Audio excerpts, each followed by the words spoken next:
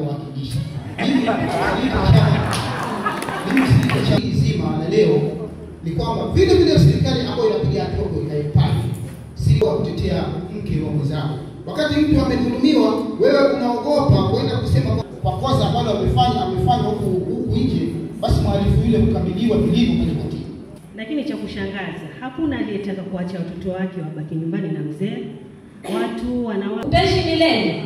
Tukubali tuondoe hili shida ya hapo watoto wetu tulionao sasa. Nyuma pia sisi tupata shida. Maana kinakuwa paka pia wewe mwenyewe unashikwa na ugonjwa kwa sababu ya stress. Wewe kule nyanjani tusaidiane na chief na sub chief. Asante.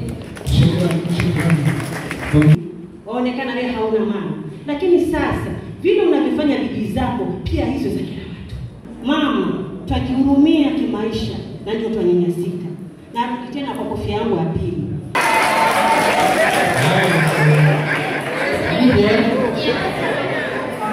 Lakini dhulma hizi kutetea kwake ni sisi tuchangie, kama vile ambavyo tunachangia hivi ndio zitakoma.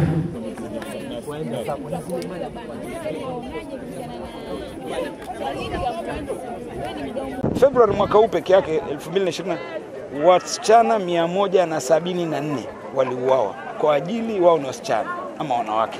Lakini mwaka 2024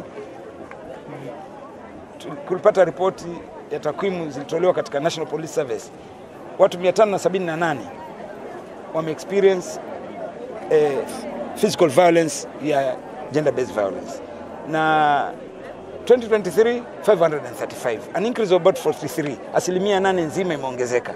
Lakini pia tungependa tu kama wanaweza kutengeneza hizo rescue centers, tukue wakina mama wako wanapata usaidizi. Maana ni wengi wanadhulumiwa, wanaenda wanapelekwa hospitali wanasaidiwa, kina mama wanapigwa, ni kweli wanaenda wanatibiwa wanarudi. Lakini wanarudi pale pale nyumbani. Sasa ingekuwa ni vizuri kama wanaweza pata mahali wakajistiri kidogo, at least hata ile kwa sababu ya mental health wakaweza kutulia, wakajirudi kwanza, wakipona pengine ndio wataamua maisha yao itakuwa vipi, kama wataendelea kukaa kwa ndoa. Kimekuwa ni kilio kwa muda na tuna imani kwamba next financial year, God willing, tutaweza kuweka hata kama ni 2 katika sub-county 2 ambazo zimelemewa sana. Tukiangalia sub-county ya Lungalunga iko na hizi visa vingi na pia pale Kinango.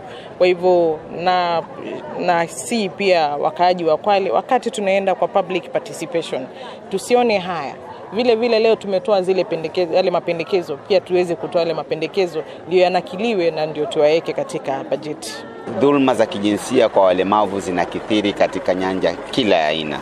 Na huyu mlemavu ni ngumu sana kama amelawitiwa ama amedhulumiwa na mtu wa karibu yake, huwa ni ngumu sana kuweza kuja kuongea. Hivi leo tumetoa taarifa zetu, lakini pia tunasema tukizingatia kwamba watu walemavu ni binadamu kama sisi, watu wanaoishi na ulemavu ni binadamu kama sisi, na itakuwa haiyumkiniki kama sisi tutawatenga katika shughuli zetu zote.